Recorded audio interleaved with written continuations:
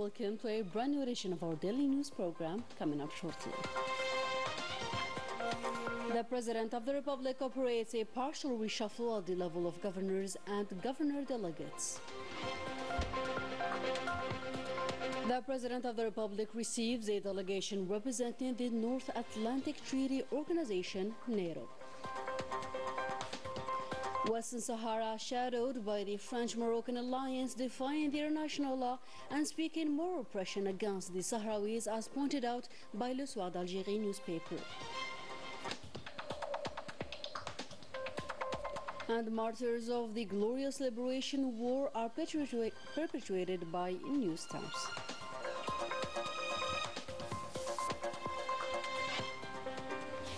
Welcome again to today's top story.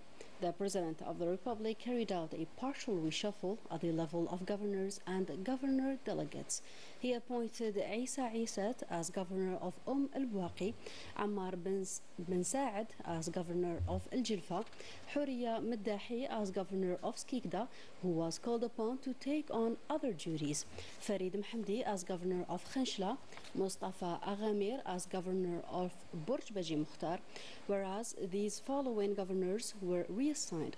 First, Ali Bougarra from Tiaret to Adrar, Ben Abdullah Shayib Addour from Janet to al-Bwaqi, Ahmed Belhaddad from Elizi to Tbessa, Saeed Khalil from Tbessa to Tiaret, Abu Bakr As-Siddiq Boussitta from Tibaza to Tizi Ouzou, Jahid Mous from Al-Media to Jilfa, Saeed Akhruf from Al-Wadi to Skikda, Jilali Doumi from Tizi Ouzou to Mdia, Al-Arbi Bahloul from Adrar to Al-Wadi, Ahmed Moumen from Ain Timushant to Janet, whereas the following were appointed: Fuad Aisi, governor of Mascara, Ahsan Khaldi, governor of Elizi, Salim Harizi, governor of Khanshla, Ali Moulay, governor of Tibaza, Mubrouk Wild Abdenabi, governor of Ain Timushant, Mahfoud Ben Felice, governor of Burj Baji Mukhtar. On the other hand, the duties of the following governor delegates were terminated. First, Wasila Bouchachi, governor delegate of the administrative district of Dra' al-Rish in Annaba, Abdurrahman Rahmani, governor delegate of the administrative district of Bir Marad Rais in Algiers, who was called upon to take on other duties, whereas Khadija Sifi, governor delegate of Ali Manjli administrative district in Constantine, was reassigned to the same position in the administrative district of Zeralda in the capital Algiers. And additionally, this is the list of the newly appointed governor delegates as part of this reshuffle. First, Sadaq Hajjar in the administrative district of Bir Marad Rais, Bouzid Noor Asadat in Dra' al-Rish in Annaba, Amr Mshish, Ali Manjli in Constantine province. In other news, the President of the Republic, Abdelmajid Tebboune, Supreme Commander of the Armed Forces, Minister of National Defense, received today a delegation of the North Atlantic Treaty Organization, NATO. The audience took place in the presence of the President of the Council of the Nation, Salah Boujil, the Army General PNA, Chief of Staff, Saïd Chinkriha, the Principal Private Secretary of the Presidency, Boualam Boualam, as well as the head of the Council of the Nation Defense Commission, Isa Naili. And following the audience, the head of the NATO delegation made this statement. Let's have a listen. We have been very pleased and very honored to having been received by the President of the Republic this afternoon during our visit to Algeria. We are a representation of the NATO Parliamentary Assembly, consisting of 30 parliamentarians from 13 NATO countries, and we have shared many views with our colleagues of the Assemblée Parlementaire Populaire Algérienne, le Conseil de la Nation.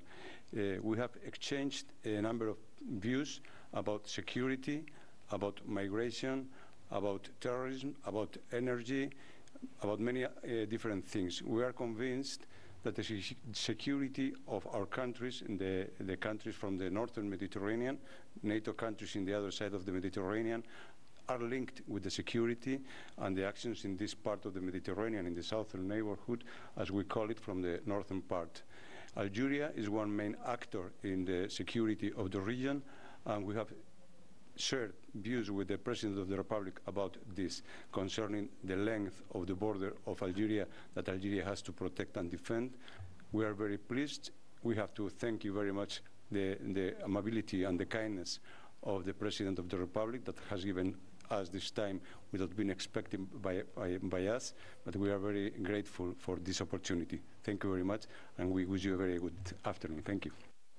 The delegation representing the Special Mediterranean and Middle Eastern Group, the Democracy and Security Commission, as well as the NATO Subcommission on the Resilience and Civil Security, headed by the Vice President of the Subcommission on Partnerships, Marcos Prestelio, were equally received by the President of the Council of the Nation, Salah Boujil.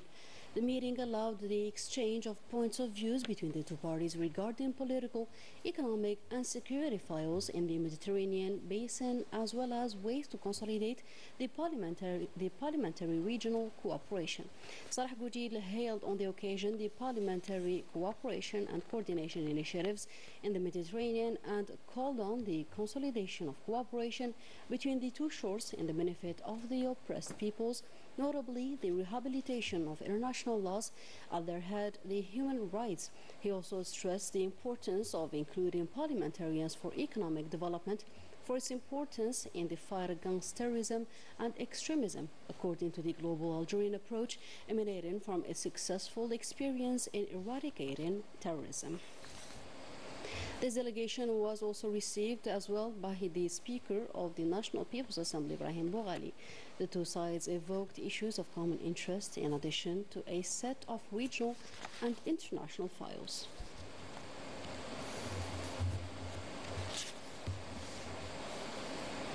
In a related topic, the Foreign Affairs and National Community Abroad Minister Ahmed Attaf also received a delegation representing the Special Mediterranean and Middle Eastern Group, the Democracy and Security Commission, as well as the NATO Subcommission on Resilience and Civil Security.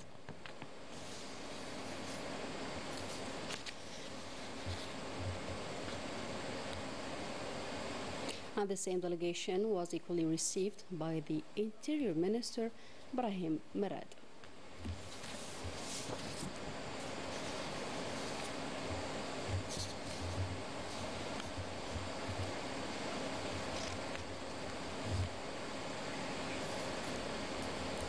In other news, Le Soir d'Algérie published this Tuesday an article affirming the alliance linking France and Morocco, especially with their strategy that is, according to the author, reviving the 19th century's colonial regime, a regime that goes against all the UN resolutions. Further details with Melissa Kabash. La France rattrapée par ses démons coloniaux, or France caught up by its colonial demons. That was the headline of an article in which France was clearly denounced as a colonizer and a country that has breached several international laws, including UN resolutions, that of Security Council and European justice. The author qualified France as a pure colonizer after illegally claiming a territory, likewise for Morocco, to colonizers who chose to bring back the 19th century's regime and its injustice and horrific practices. Despite France's support to the illegal practices perpetrated against Western Sahara since 1975, the Sahrawis are determined more than ever to gain back their independence, as mentioned by the author, and put an end to every Moroccan maneuver and that of its allies willing to deprive it from its freedom, especially with the support of the international law. The article also indicated that the month of October witnessed legal breakthroughs for the Sahrawi people's just cause within the European Union's Justice Court, namely after invalidating the trade accords between Morocco and the AU, including Western Sahara. This historic decision reaffirms the truth regarding this cause after nearly 49 years, knowing that there is no Moroccan sovereignty over the territories as there are two separate countries. Another decision added to that of October 16, 1975 by the International Court of Justice, which rejects all sovereignty of the Moroccan Kingdom over Western Sahara and confirms the Sahrawi people's right to self-determination. The author revealed the catastrophic situation of the Fifth Republic, affirming that General de Gaulle should return to its grave and watch France fall back into its nature of colonialism.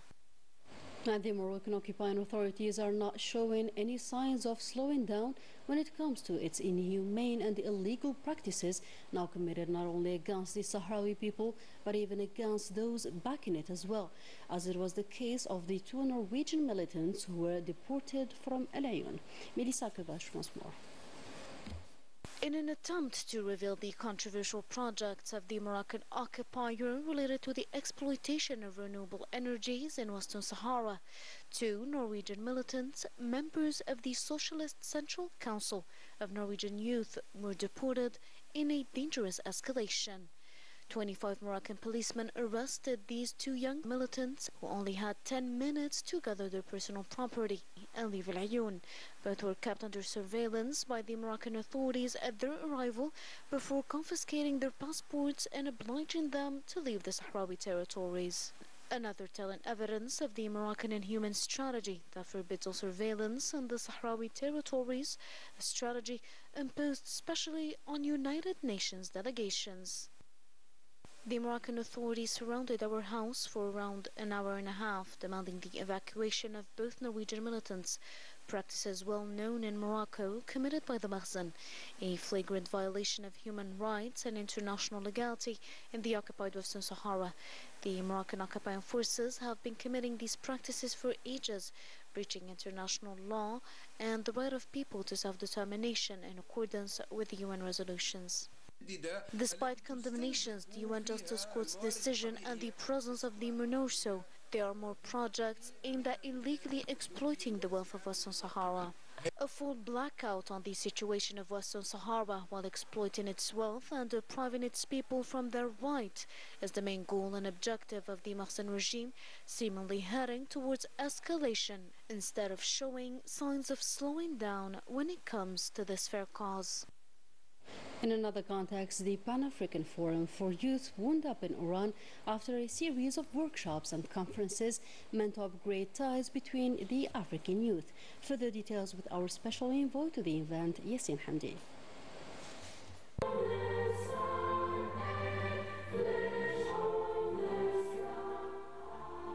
The Pan-African Youth Forum ended and left a positive impact on the participants of this fourth edition.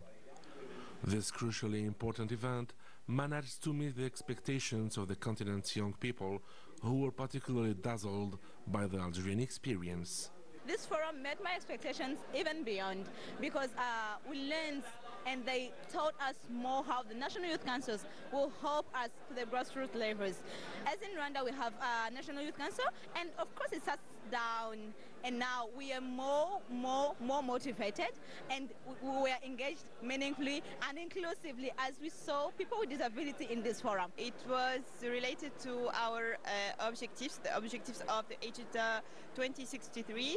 So I'm really glad, and proud to be here in Oran, in Algeria, for the second time.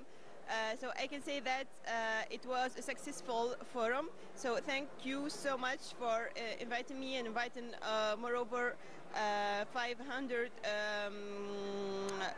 leaders from across Africa, from 55 countries all over Africa, and from the diaspora of Africa.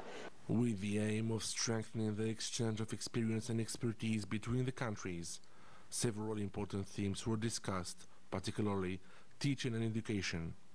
The results were the signing of the 1 Million Next Level Convention, which aims to create work and training opportunities for the continent's young people, as well as the approval of the next African education strategy. As a young African, I want to say that this program has really transformed a lot from me. I've learned a lot from this program. In fact, as a youth, I've learned that as a youth, we have to raise our voices. We have to show ourselves. You have to get the access of information from these forums, and also participation. And I urge maybe other youth out there to ensure that they got the space, they look for these initiatives, and then they can learn more about the youth so that they can go forward. But being in this forum today have re-energized my strength and my intellectual ability to understand that the motion of not too young to run for a leadership position is very vital and is very achievable. I must tell you that, like here, they launched their 1 million next level, which has a lot of categories, aspirations in it. And launching this 1 million next level, we re-enkindle young people to understand that leadership in African continents lies in their hands. This fourth edition has ended, but the young people of the African continent have already decided to meet for the next forum with a firm desire to make this year's promises a reality. To Palestine now, where at least 41 Palestinians were killed this Tuesday in Zionist bombings in northern Gaza, among them 4 killed in Al Jabalia camp. Earlier in the day, around 20 Palestinians were killed in a series of attacks targeting Zawaida, Deir al-Balah, Khan Yunis and Beit Lahia.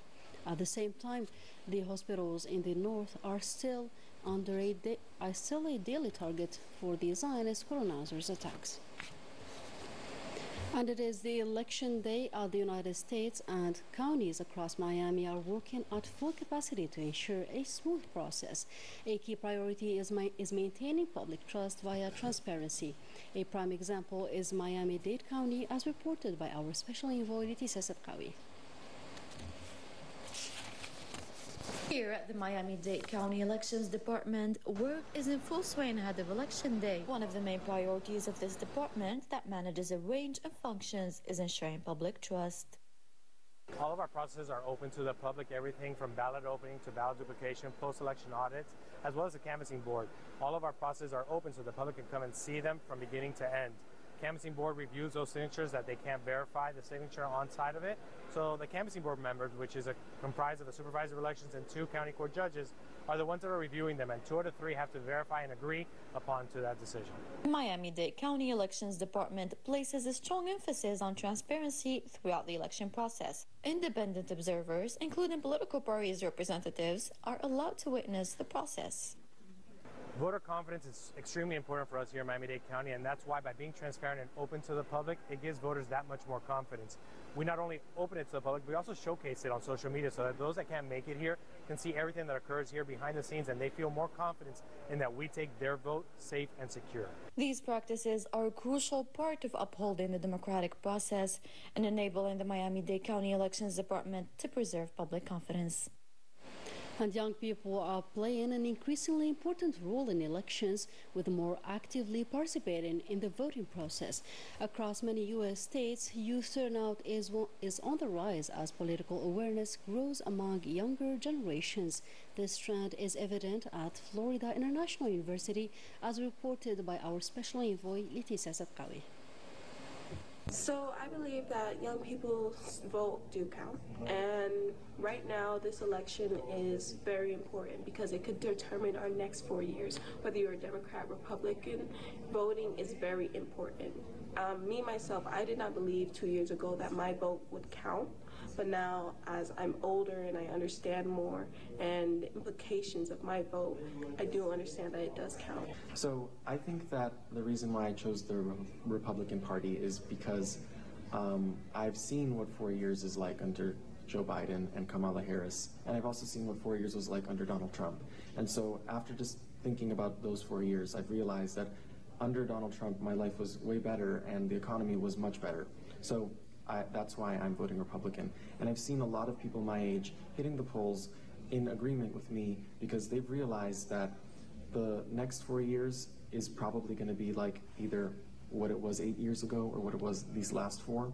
And so they're deciding that they would rather go back to the Trump policies to have a stronger economy and a better overall way of life. I think it's extremely important for everybody, regardless of their political opinion, to express their point of view. They're Republican, they're Democrat, they're independent, they're Libertarian or Green, whatever it is. We live in a democracy. That is the entire purpose of our democracy, is to have a debate, to have an open discussion with all these different views on any given issue. I think if we only had one set of opinions, the rule of the day, I don't think we'd be a democracy, and I don't think we would have as much nuance on the issues that we do. So if you're Republican, if you're Democrat, power to you, vote, come talk to me. I'm happy to talk to you. I have friends Republican, I'm Democrat, and I think that, if you have a friend that disagrees with you, talk to them about it, get them out to vote. I think it's important.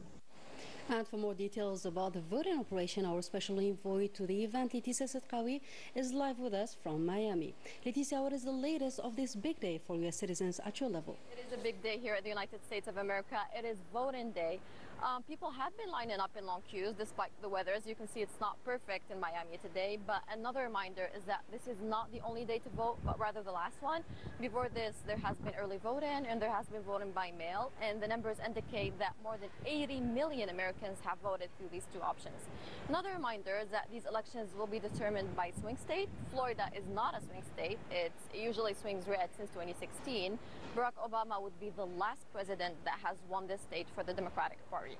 More details in the upcoming hours. Thank you. Back to you, Manal. You're welcome, Leticia. Back to the country now, where the third series of stamps commemorating the martyrs of the revolution was issued for the 70th anniversary of the outbreak of the Liberation War. The new stamps honor 7 key figures from the struggle and resistance against the French colonizer.